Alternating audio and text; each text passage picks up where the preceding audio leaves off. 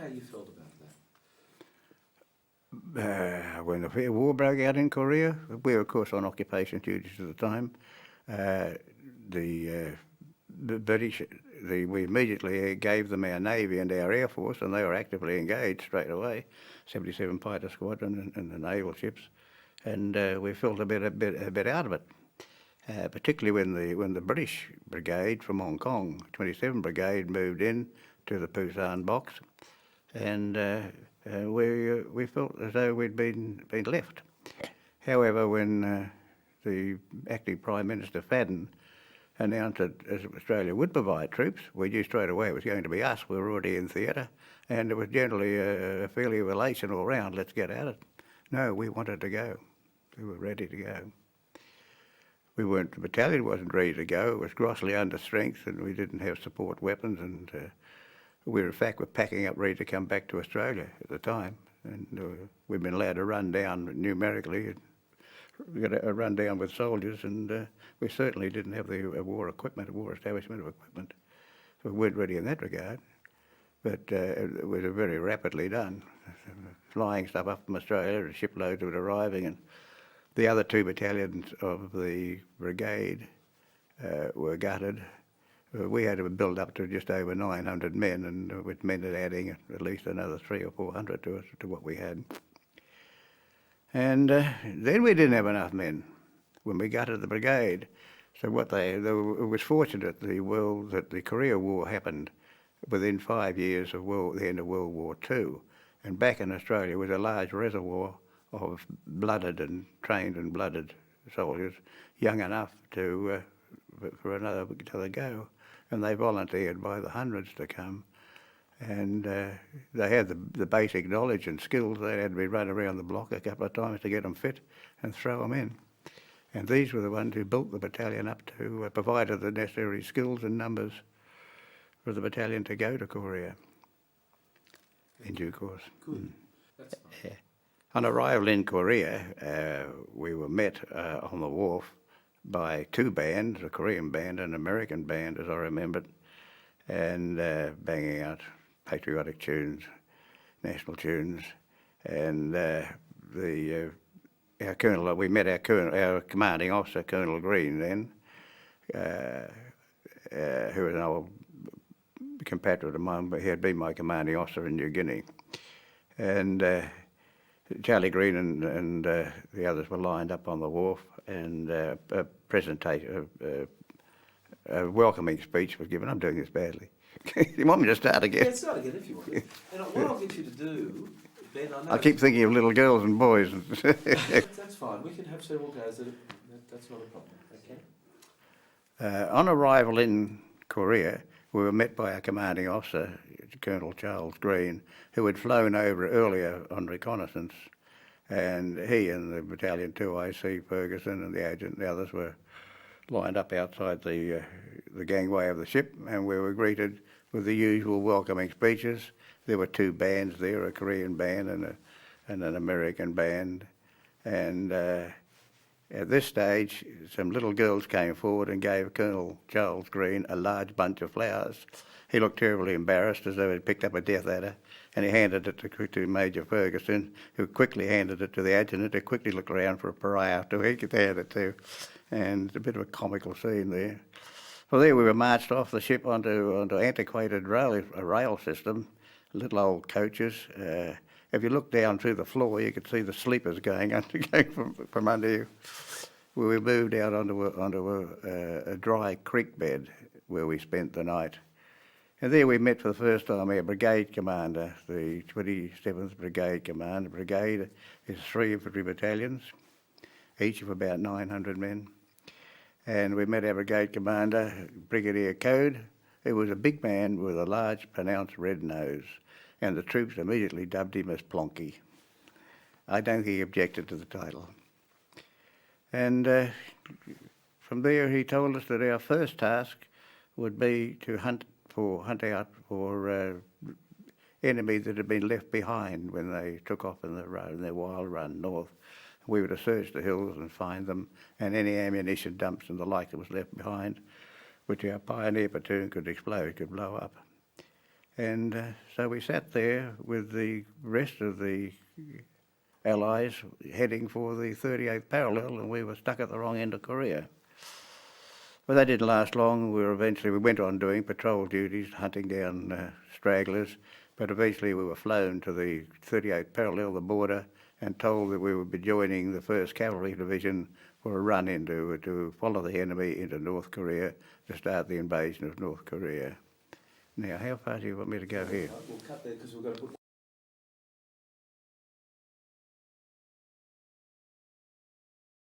Well, once over the 38th parallel into North Korea, we started the pursuit operation, and that consisted of a routine of a company of about 120 men leading off down the road in vehicles with a couple of tanks in front, a couple of Sherman tanks or Pattons, and we would keep belting down the road until we came to resistance, till we were fired upon, in which case the tanks would open fire to keep them busy while the infantry dismounted from the tanks and attacked and cleared the obstacle, and then they would get back in their vehicle to go on. And we kept this sort of operation off day after day until we'd taken the capital of North Korea, Pyongyang. At that stage, the American Command, or our United Nations Command, dropped the 187 Airborne Brigade. This was 3 infantry battalions, as I said before. They're each of battalions about 900 men. They dropped them deep behind the enemy lines to cut them off. They dropped, didn't find any enemy, and started heading back for home. And one of the battalions ran into a large North Korean force heading north, and it drove the 187 Airborne back, and they put out an urgent call for help. And this ended up in the Australian battalion having been given the order to break through the North Korean lines to get to 187 Airborne Brigade, the Regimental Combat Team. In this process, Charlie Green, our commanding officer, had a problem because the Americans didn't quite know where they were. And in this case, it made it difficult for him because he couldn't use artillery or mortars in support for fear of hitting them. And secondly, he didn't know where to start attacking to get towards them. So he drove to an area outside of the periphery of an apple orchard. And there he halted the column and called his officers together to give orders. And while they were giving orders, we discovered that the shooting broke out all around us where the battalion headquarters security, the military policemen and the batmen, drivers and others started shooting up North Korean soldiers, and we discovered then that he had actually driven into the periphery, into the outer perimeter of the North Korean army. Having found that, he knew that the Americans we were to relieve would be the other side of it.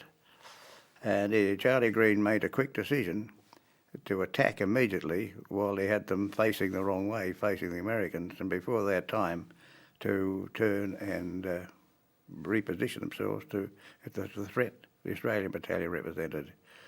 And so he ordered an immediate attack with all his companies, and they drove through cut a line straight through the North Korean army until they reached the 187 Airborne, and to their great joy. The follow-up to that is that the 187 Airborne's next move in Pyongyang, the area they're in, they found a brewery which was loaded with beer.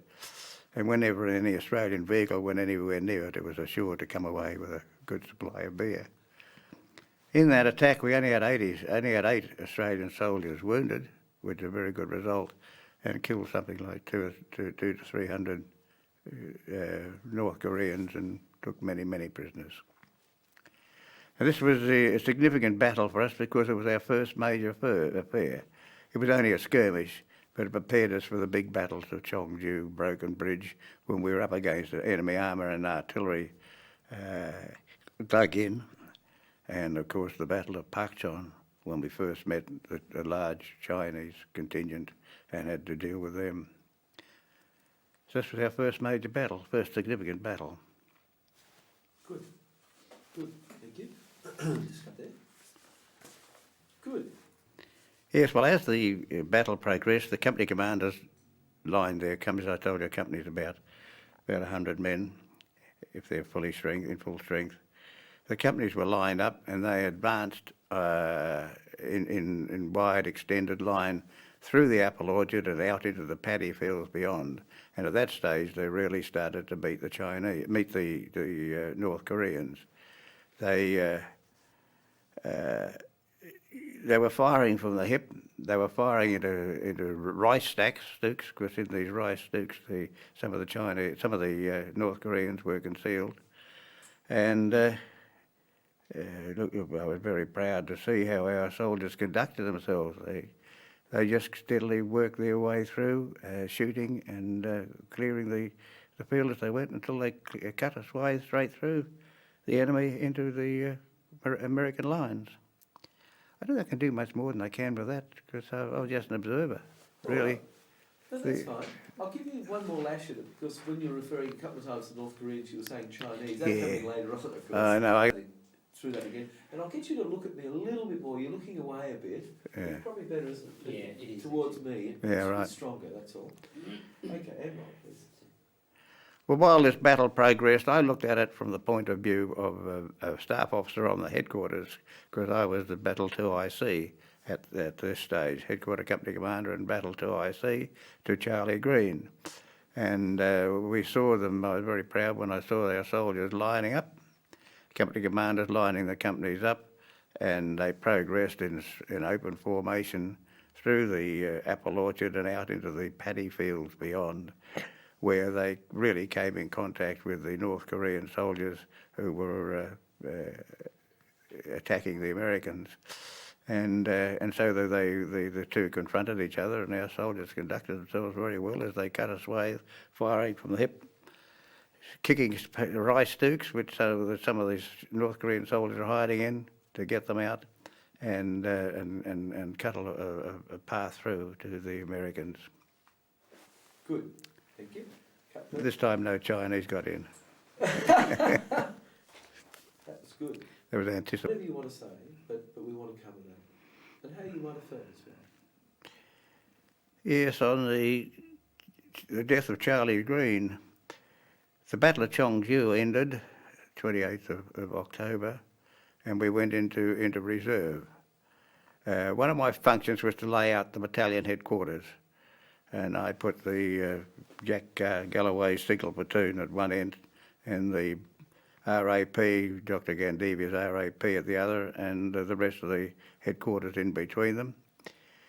There was a large tree at the bottom, and I considered putting Charlie Green's tent underneath it. Charlie Green had gone to visit all the companies. He hadn't slept for 2 days, but he still went and visited all companies before he rested himself. But there was a gun firing at the company on the ridge above us, and some of the shells were bouncing off the ridge and tumbling over into the paddy field beyond. And it occurred to me one of these shells might hit this tree and explode, and if I put the commanding officer under it, put Charlie Green under it, it would kill him. So I shoved his tent up a re-entrant as close as I could to the hill, so I reckoned no shell could get in. However, there is an old soldier's axiom that if your name is on a bullet or a shell, it'll find you no matter where you are. In that headquarters, there were 34 men digging in defences and setting up tents and so forth, as the headquarters has got to do for the night. And one round went off, one artillery shell exploded in those trees. And of the 34 men there, it only picked one victim. It drove a hole through Charlie Green's tent and cut open his stomach and killed him. On the 1st of November, he was dead. We first met the Chinese army on the 5th of November at Pak Chon.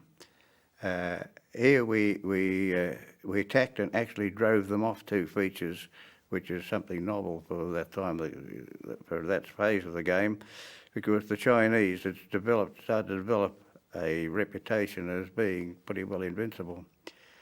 However, once occupying the position, they showed what they could do by way of numbers, and this again was pretty well a rerun for the Battle of Kapyong. They were once driven off the feature, they reorganised and reinforced, and they started their attacking process in waves, particularly come nightfall. They did not have artillery and they didn't have tanks, but they made up for that by always doing their attacks in dark, so they could approach very close to you before they did their final run. And when they did this, we found that they had things that we didn't have. That was numbers of men. They could attack in wave after wave, and you could shoot them down. And as one young soldier was heard to say, we'll run out of bullets before they run out of Chinese. And so this wave tactics coming at you out of the dark at very close range was something we had to contend with then. It was something new to us. Up till now we'd been the aggressor, now we were being... And this is what was happening all over Korea, which was causing a general retreats in all directions everywhere. This started what became known as the big bug out, the big withdrawal. Well, following the Battle of Kapyong, I took over A Company.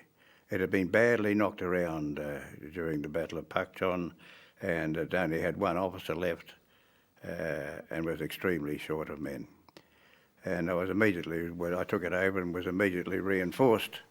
I was reinforced with good officers, they were all good officers, but one in particular was interesting because he was the first Aboriginal that had been commissioned in the Australian Army, Reg Saunders. He was commissioned in 2nd 7th Battalion in 6th Division during World War II. I gave him a platoon. It was very interesting to see how he performed, and the first chance I got, I shot him out on patrol. And they were hunting now for stragglers again, because the Chinese had withdrawn on us. And he found some and got into a firefight with them, and got them running. On the way back, he got into another firefight, but unfortunately was with South Korean troops who had wandered off their turf and were in his path, and he shot some of them up too. But it showed his aggression in each case that I had with me, an officer who was extremely aggressive, and that's precisely what you want. Shortly after that, I lost my 2IC, and the CO, then Reg was the next senior officer in command, so he took the job as two. And he was my 2IC for months to follow. We got on very well together. He supported me very well. Reg was very hard to frighten. He was a good man to have around you at any time. Until it came to the Battle of Chisan. One thing about old Reg, whenever we did an attack, I left him out of battle. You always leave your 2IC out of battle in the attack, in case you get hurt yourself, in which case you've got your 2IC. You don't want to get both wounded together or killed together. But the Battle of Chisan, I'd left him out of battle as normal, and I got wounded and got carted off on a stretcher, and old Reg came running up. It had made his day. He'd taken over my job, and he was a company commander for the rest of his time in Korea. Okay, tell us about Kapyong. Well, we were in rest. We were resting in a very pleasant little spot. We reckoned we were off the order of battle because there was changeover of our British brigades. We were 27th Brigade, which, as I told you, was 3 infantry battalions. And they were going back to Hong Kong, and the 28th Brigade was coming to take us over. And we were in a sort of a mixed-up situation, and considered ourselves off the order of battle. However, on the 23rd of April, the Chinese broke through 6 above us and came storming down the Kapyong Valley, heading for Seoul. And our brigade, unready as we were thrust in their path to take the initial impact with the Australian battalion stuck out in front. So we were ordered to take up this blocking position. I put my company down. My company, about 100 men, about 130 men I had there with attachments to it, and waited. On the left on the other side, I was on the right of the road. On the left of the road was B Company, Bravo Company.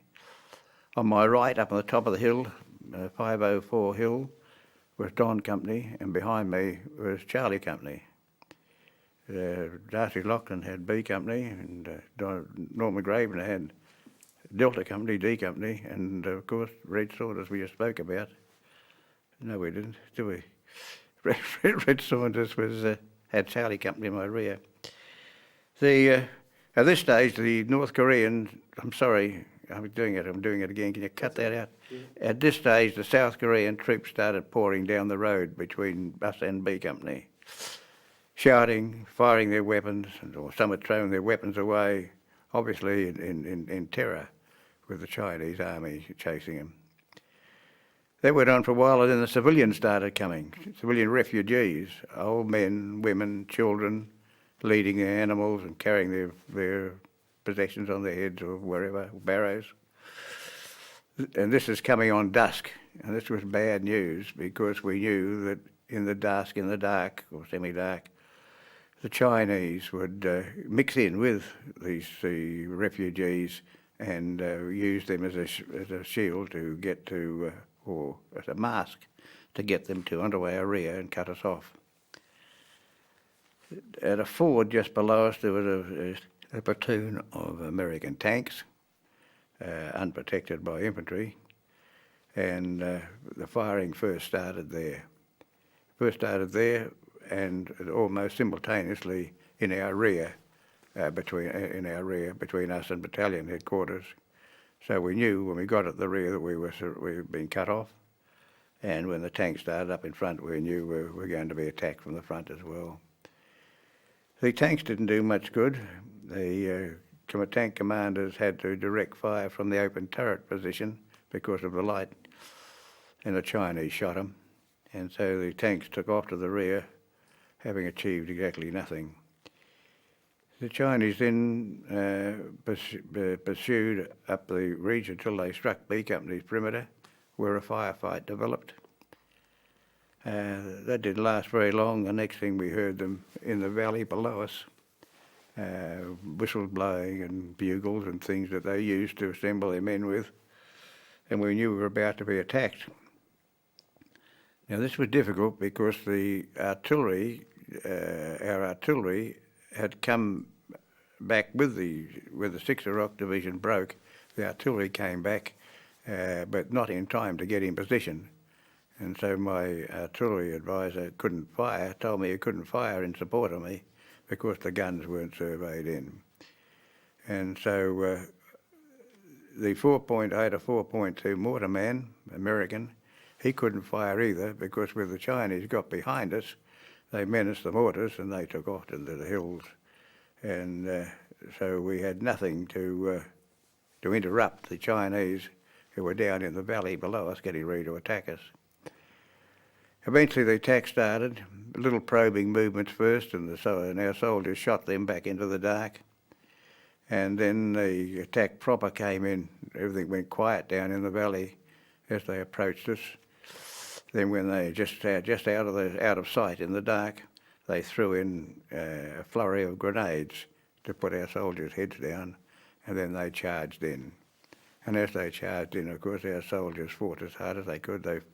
They fired all the weapons we had, pouring rapid fire into them and cutting them down wave after wave as they came down, until eventually the Chinese pulled back to reorganise and reinforce for another attack.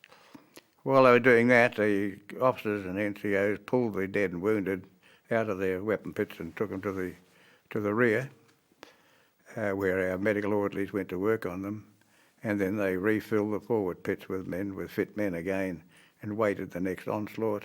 And sure enough, bugles and whistles would stop, silence, grenades, and another assault. And so this went in time after time, repetition. My platoon on the left, the one nearest the road, they could get round that, and they were cutting it about badly.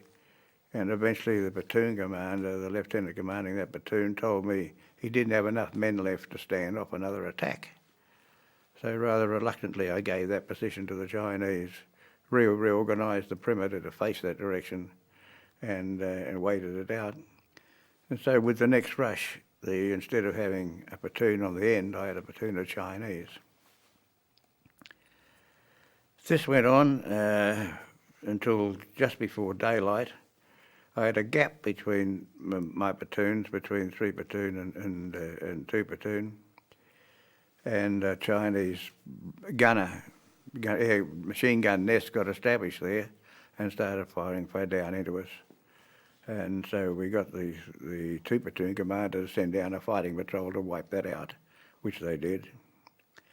By now it was dawn, and with daylight I told 3 platoon to organise a counterattack to get rid of the Chinese that were sitting in 1 platoon's old position. And they lined up a number of diggers, and they tore into the Chinese. They were greatly outnumbered, but the Chinese didn't stop and fight. They took off for the road. And so now we had all our ground back, but we'd lost 50 men overnight. We'd lost half the company overnight, so we weren't in a very good position to control it all. With daylight, the action moved to the company up on 504, to Don Company sitting up on 504. You know, Chinese normally didn't attack in daylight, but 504 was of such importance. If they could get the attack of that thing sitting on top and come down on top of us, the rest would just fall like apples on the end of a branch. And so I think about 6:30, something like that, they started attacking Don Company. He had artillery was online by this time, so the company commander was able to pour artillery into that attack and break it up before it could get in. And so with the artillery and good firing by his soldiers, Don Company were able to keep them out. They attacked, I said, about 6:30 and every half hour till 10:30. Then for the rest of the day, intermittently, Don Company got it all day. I hadn't heard anything from battalion headquarters from my commanding officer all night. But at daylight, I got my signaler radio operator told me that he had authorised B Company on my left to come across the road and go into reserve behind me with Charlie Company. I objected to this because the commanding officer at this stage was 3 or 4 miles away and not in a good position to make that decision. However, the decision was made and we were stuck with it. And that gave away the hill on the other side of the road and exposed my left flank. The follow-up to that was the commanding officer, some tanks trundled into between C Company and me and the re-entrant, and my orderly started putting the wounded on them straight away. And they brought up the commanding officer and the intelligence officer. I thought they'd come up to take over command up front, but they hadn't. The commanding officer sent for me and told me that the brigadier, that the 5th Cavalry Division was going to attack and take all the ground on left of me, but it was conditional on us holding the ground we were already sitting on. Would I stay another night? Well, I was rather reluctant to give the answer, but I said we would. At that stage, he also told me that the brigadier wanted B Company back on its position that had just come off, and they were about to do an attack to do it, and he left in his tank to go and have a look at that. The B Company made 2 attempts to get back on their feature, but as they came off, the Chinese had come on in strength, and they weren't giving it up again, and so that attempt was aborted. Ferguson, the commanding officer, left for the rear and told me he'd get in touch with me when the decision had been made as to what was going to happen. And so we just sat, and I turned my mind to what would happen if I got ordered to withdraw them. Meantime, a flight of Corsair aircraft, American Marine aircraft, came cruising around us, and we liked to see them. They always bombed very accurately. And there was panic, though, when the little spotter aircraft dropped a target spigot, little flare, target flare, onto Don Company's position, onto D Company position. And the leading aircraft came in and dropped a napalm bomb on it, killing people and badly wounding others. They realised their error and took off, but however, it was an unfortunate thing to happen. We've never been able to find out who ordered that, incidentally. Roughly following that, the commanding officer called me up and told me that the cavalry division would not be attacking through on my left, and I had approval to withdraw the battalion. And so I organised that.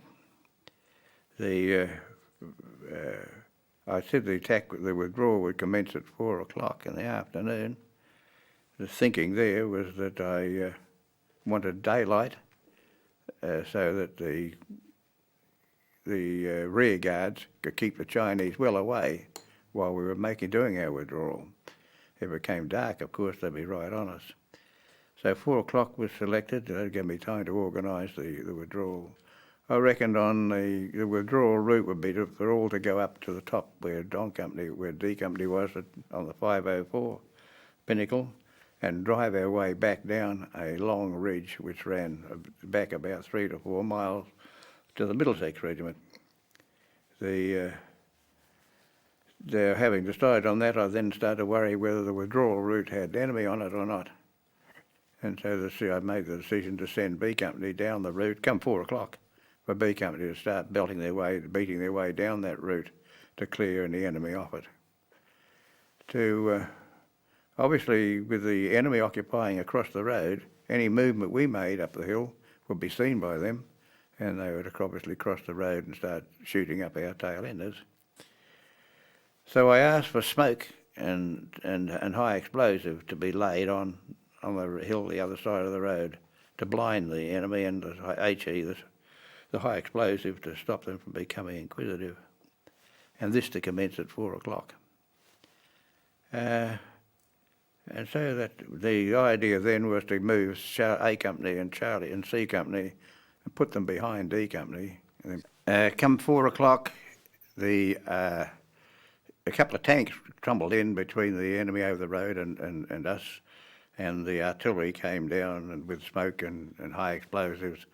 And I moved I sent B Company on their way to clear the withdrawal route, and then took A Company and Charlie Company up and put them down behind D Company,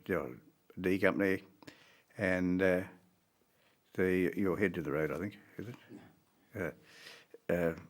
Put them down behind D Company, and then I withdrew D Company. I'm not looking at you. Oh, that's what he was doing. He Yeah. points to me sometimes because I look a bit strange. Want me to start that again? Yeah, I think you should. Okay. Come 4 o'clock, a couple of tanks trundled into position between the Chinese over the road and my company, and then the artillery came in with its smoke and high explosive, and I sent B Company on its way to clear the withdrawal route, and then took A and Charlie Company, A and C Company up behind D Company, put them into position, and then withdrew D Company. The Chinese followed immediately, of course, but they ran into Charlie Company, into C Company, which I'd put in position. I put D Company down behind A Company, then withdrew Charlie Company, and so we withdrew all down the hill, always one company in position facing the oncoming Chinese, one company taking up the next fallback position, and one company in movement. And that way we moved back right down the hill. In the process of doing this, I was moving back and forth in the column in the dark. Dark it came on. And one stage I found myself in the middle of a bunch of Chinese carrying weapons, and the hair stood up on the back of my neck until I realised that they were some Chinese we'd captured earlier, and they were being used as stretcher bearers. And so I stopped the first escort and took him apart, because some of the Chinese were carrying weapons. And his comment was rather dryly, well, you don't expect the bloody wounded to carry them, do you? And he disappeared into the dark. He knew what he was doing. I wasn't too sure that I did. Anyway, we eventually reached the ford at the bottom of the Middlesex, and got rid of the Chinese at the last that were following us up. There's a story in that, but I haven't got time to tell it. And so we withdrew without any further casualties. But this action had shown that the Australian soldier was well worthy of the title digger. Without artillery support, without wire or mines, they'd taken on wave after wave of Chinese in the dark at very close quarters and beaten them. Then up in Delta Company, up in Don Company, they'd withstood attacks all day long using artillery and their own weapons. and they'd also had a napalm attack going on them, but they still held firm. B Company had put in 2 attacks to try and recover the hill they'd come off, but they were unsuccessful. They're still very gallant attacks. The Australian soldier had proved that he was well worth the title of digger. In the withdrawal, which can easily develop into a rout, which is disastrous in the withdrawal. However, the soldiers quite calmly took up their positions, waited for the enemy to come, held him off, and until they were told to withdraw, and so they leapfrogged back in perfect order. It was an extremely good order. For this, what this did, the significance of this battle was that the Chinese were pouring down the Kapyong Valley on their way to Seoul. What the action by the Australian troops took the momentum out of the Chinese attack, stopped them. Next day they were held up again, this time by the Canadian battalion. But these two attacks bought time for the Corps commander, badly needed time, and it stopped the Chinese advance on Seoul. And for this, the battalion received the American Presidential Distinguished Unit citation, which they wear today and is on their colours today.